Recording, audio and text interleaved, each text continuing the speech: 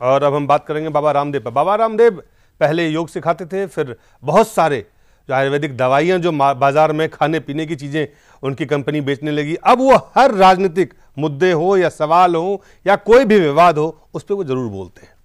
सबसे पहले आप हमारी इस रिपोर्ट को देखें।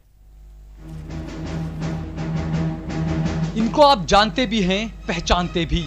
बरसों से इन्हें टीवी पर देखते आ रहे हैं, इनकी नसीहतों को अखबार में पढ़ते भी।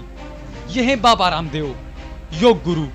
सुबह टीवी पर सेहतमंद रहने के लिए योग सिखाने वाले, दोपहर में बीमारियों के इलाज के लिए अपनी बनाई आयुर्वेदिक दवाइयां बताने वाले, और काले धन के खिलाफ अलख जगाते हुए हमेशा भगवा में दिखने वाले ये बाबा कुछ दिनों औरतों के सलवार सूट में भी दिखे थे।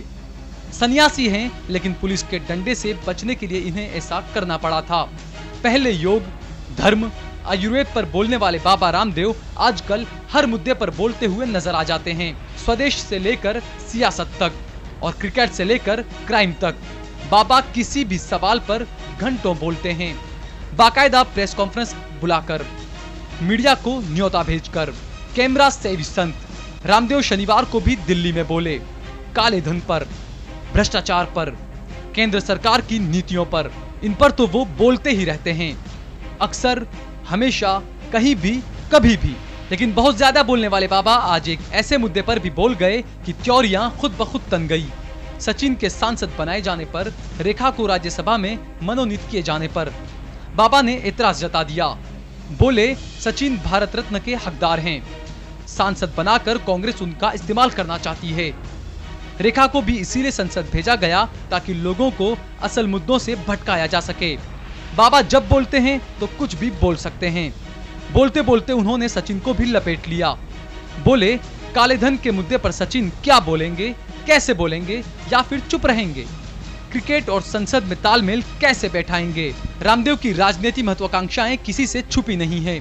सचिन से ये सवाल पूछने से पहले उन्हें यह भी सोच लेना चाहिए था कि वो योग गुरु भी हैं, आयुर्वेदाचार्य भी, और आम जरूरत की चीजें बनाने वाली कंपनी भी चलाते हैं, और पार्ट टाइम फुल पॉलिटिक्स भी करते हैं। इतने किरदार एक साथ वो कैसे निभाते हैं? ये ना तो किसी ने बाबा से अब तक पूछा है और ना ही पूछना चाहिए।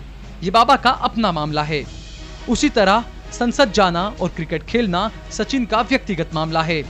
सचिन अपने खिलाफ बोलने वालों को बल्ले से जवाब देते आए हैं, और बाबा रामदेव अब तक सिर्फ बोलते आए हैं ब्रांडिंग के लिए, बिजनेस के लिए। बाबा बोले, देश में बोलने की आजादी है, पर दूसरों की आजादी का भी थोड़ा ख्याल रखकर, और कम से कम ऐसों को तो न लपेटें जो विवादों से ऊपर हैं। नहीं तो बाबा को अपनों का भी विरोध सहना पड़ सकता है, जिसकी झलक बीजेपी नेता मुख्तार अब्बास नकवी की जीज में दिखी। Bureau report, Jain news. और असल में भाजपा के नेता ने कहा क्या, वो आपको हम दिखाते हैं।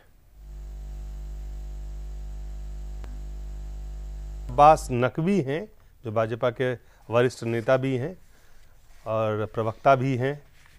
उन्होंने क्या कहा? रामदेव बाबा बहुत अच्छा लड़ रहे हैं, काले धन के लिए लड़ रहे हैं, अच्छी बात है, लेकिन हर चीज में क्यों बोलना भाई?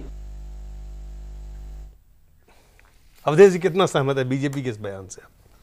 ये उनका अपना मत है भाई। हर चीज पर अगर हमारी विशेषज्ञता है, हम काम करते थे। देश क्या है, ये ही समस्या है कि आप देश की समस्याओं को खंड खंड करके नहीं देख सकते हैं। जैसे संपूर्ण एक शरीर है, उसी प्रकार से हम लोग जितनी अलग अलग बातें करते हो, संपूर्ण बीमारी के लक्षण हैं।